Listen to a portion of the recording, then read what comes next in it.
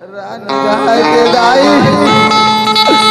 आज अपन लड़का के मुड़ी ल काटे हे माँ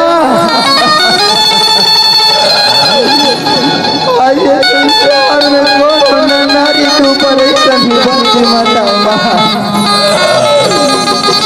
लड़का ल काटे रानी आज ये लड़का ल ओखली में धीरे धीरे कुचराते माँ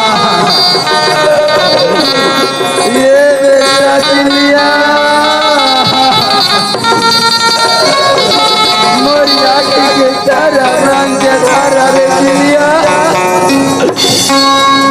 मैं छोड़ बिना कैसे रहूं रे बेटा